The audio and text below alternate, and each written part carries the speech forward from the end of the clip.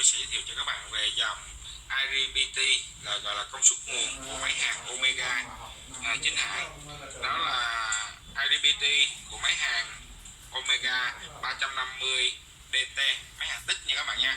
Đây, các bạn nhìn phía xung quanh của cái IGBT, đây là gọi là công suất nguồn ha.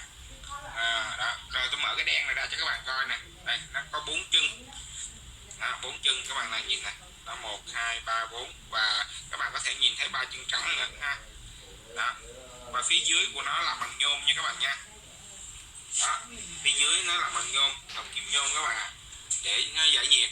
Rồi, phía bên màu xanh này thì bây giờ chúng tôi sẽ cho các bạn xem thông số kỹ thuật của nó. Nó là IGBT Made in Japan các bạn ha. Đây là cái cấu hình của nó là 100A E12. E12 tức là cái mà cái số volt của nó là 1200V nha các bạn nha, để chống thủng IGBT luôn à. Rồi còn ở dưới là lót no thì cái đó là thông số chỉ số của nó là sản xuất và số thứ tự nó bao nhiêu thôi. Còn phía bên này là sơ đồ mặt nha các bạn nha, các bạn có thể nhìn sẽ thấy sơ đồ mặt để chúng ta đấu cho nó phù hợp. Rồi tôi vừa giới thiệu xong cho các bạn về dòng IGBT của máy hàng Omega 350 DT, máy hàng tích. Các bạn yêu thích kênh của tôi, các bạn có thể nhấn subscribe để hỗ trợ tôi làm một số hàng trên hàng mới. Xin chân thành cảm ơn và hẹn gặp lại các bạn.